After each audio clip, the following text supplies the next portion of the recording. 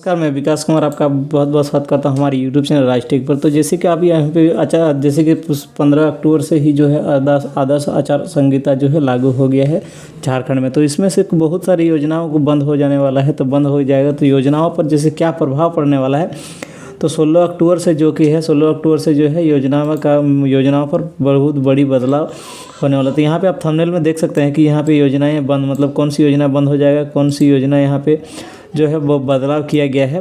तो यहाँ पे जैसे कि आप देख सकते हैं कि यहाँ पे बहुत सारी योजनाएं हैं। तो इस योजनाओं के बारे में जानेंगे कि इसका प्रॉब्लम क्या आएगा और इसका समाधान हम कैसे करेंगे और इसको क्या करना है। तो जैसे तक यदि आपने हमारे यूट्यूब चैनल को सब्सक्राइब नहीं किया तो प्लीज़ सब्सक्राइब का बटन दबाकर सब्सक्राइब कर लीजिए और बेल का आइकन दबा दीजिए ताकि सरकारी योजनाओं की जानकारी सबसे पहले आप तक पहुँचे। तो चलिए योजना है, तो यहाँ पे चलिए हम बात करते हैं। सबसे पहले बात कर लेते हैं कि मुख्यमंत्री यहाँ पे जो है मैया सम्मान योजना पर क्या प्रभाव पड़ने वाला है। तो मैया सम्मान योजना का प्रभाव यहाँ पे 1 नंबर पर है। तो मैया सम्मान योजना का प्रभाव, तो जैसे कि आप देख सकते हैं कि मैया सम्मान योजना का अगर आपने आवेदन अगर आप करते हैं तो आपका जो है स्वीकृति नहीं मिलेगा। तो कुल मिलाकर आप यहाँ पे जान सकते हैं कि जैसे कि अगर कोई भी नया योजना अगर आप आवेदन करते हैं तो आवेदन कर सकते हैं, लेकिन आप उसका स्वीकृति आपको है आदर्श आचार संहिता में नहीं होगा, क्योंकि उसका स्वीकृति नहीं होता है। नया योजना का कोई भी स्वीकृति नहीं होता। जैसे कि मैया सम्मान योजना का अगर आपने आवेदन कर लिया है और आपको अगर पहला किस्त की राशि, मतलब एक भी किस्त की राशि अगर आपको मिल गया है, तो आपको दूसरी किस्त, तीसरी किस्त राशि, सारे किस्त जो है आपके मिलते रहेंगे, आपको रुकेंगे नहीं। आपको आदर्श आचार संहिता में भी इसका जो लाभ देखने को मिलेगा। तो यहाँ पे जैसे कि इसका चौथा किस्त जो है छठ पर्व के शुभ अवसर पर यहाँ पे चौथा किस्त मिलने वाला है मैया सम्मान योजना का। तो अगर आपको पहला किस्त की राशि मिल गया है तो आपको जो है चौथा किस्त राशि, मतलब जो छठ पर्व के अवसर पर जो मिलने वाला है वो आपको नहीं रुकेंगे, आपका किस्त जो है मिलेंगे, आपको किस्त मिलते रहेंगे। तो उसके बाद यहाँ पे वही प्रोसेस यहाँ पे है कि अबुआ आवास योजना का क्या कंडीशन है। तो अबुआ आवास का कंडीशन, अगर आपका अबुआ आवास योजना में अगर आपको स्वीकृति मिल गया है, अबुआ आवास योजना में आपको स्वीकृति मिल गया, अगर फर्स्ट किस्त, पहला किस्त अगर मिल गया है तो पहला किस्त मिल गया तो दूसरा किस्त की राशि भी मिलेगा, तीसरा किस्त की भी राशि आपको मिलेगा। और अगर यदि आपने आवेदन किया है अबुआ आवास योजना के अंतर्गत, उसके बाद आपका रजिस्ट्रेशन होकर अगर आपको स्वीकृति नहीं मिला है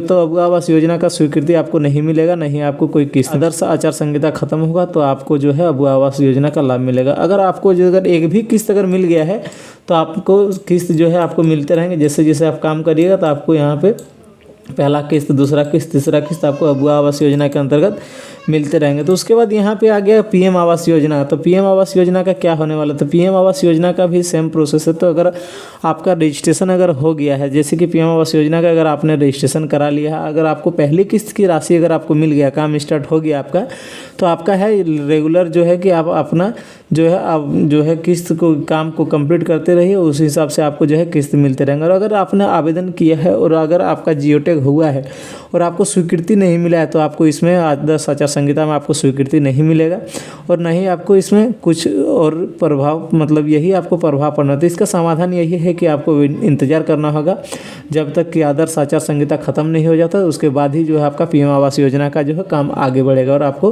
पेमेंट मिलेगा। अगर आपको पेमेंट मिल गया है एक बार तो आपको कोई दिक्कत नहीं है, आपको कोई टेंशन की बात नहीं है, आप लगातार काम करते रहिए और इस हिसाब से आपको किस्त मिलते रहेंगे।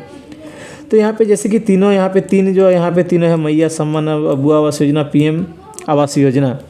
तो यहाँ पे तीनों का कंडीशन मतलब कि सेम है। तो जैसे कि आपको जो है कि यहाँ पे मैया सम्मान योजना में आप अगर आवेदन करना चाहते हैं तो आवेदन करा सकते हैं, लेकिन आपको यहाँ पे स्वीकृति नहीं मिलेगा। तो अबुआ आवास योजना का अगर आपका यहाँ पे रजिस्ट्रेशन नहीं हुआ, आपको पहला किस्त की राशि नहीं मिला तो नहीं मिलेगा।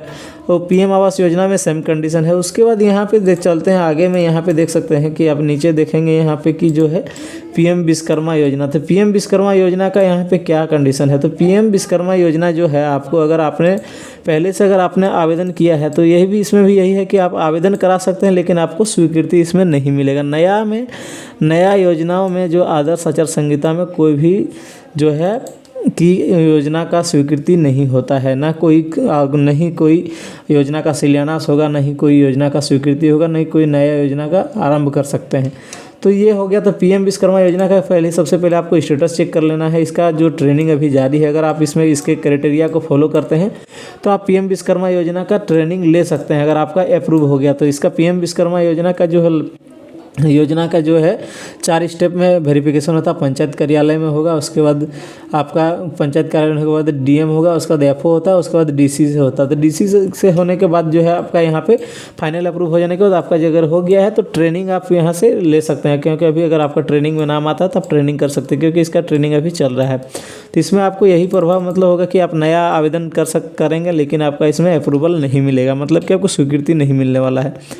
उसके बाद है यहाँ पे जैसे कि तीसरे यहाँ पे है अन्य पेंशन योजना। तो ये कोई भी पेंशन योजना अगर आप कराते हैं तो आपको पेंशन करवा सकते हैं, लेकिन आपको जो पेंशन मिल रहा है उसको लगातार मिलते रहेंगे, और उसके बाद कि नया आवेदन आप नहीं करा सकते हैं। उसके बाद हो गया कि जैसे कि पीएम किसान योजना। तो यहाँ पे जो है सेंट्रल का बहुत ही महत्वाकांक्षी योजना है ये पीएम किसान योजना। तो पीएम किसान योजना में वही भी सेम प्रोसेस आप अगर आप नया आवेदन कराते हैं तो आपको आवेदन करा सकते हैं, पर आपको स्वीकृति नहीं मिलेगा। तो जैसे कि अभी पीएम किसान योजना का हाल में ही 2-4 दिन पहले ही जो पेमेंट मिला है, तो वैसे इसी हिसाब से अगर पेमेंट अभी मिलता है आवेदन इसका पीएम किसान योजना का, तो आपको यहाँ पर अभी 3 से 4 महीना, मतलब लगभग 3 महीना के बाद ही चौथा महीना में आपको पीएम किसान का जो है मिलने वाला है। तो की है कि जब तक इसका पेमेंट आने वाला है तो तब तक आपका जो है आचार संहिता जो है ख़त्म हो जाएगा। उसके बाद यहाँ पे स्कॉलरशिप जो है, ई कल्याण स्कॉलरशिप का यहाँ पे वही प्रोसेस है कि आपको यहाँ पे नया आवेदन कराएंगे, लेकिन आपको यहाँ पे स्वीकृति नहीं मिलेगा। तो इसका आप आवेदन करा सकते हैं, बट आपको इसको स्वीकृति नहीं मिलेगा। उससे अन्य योजना,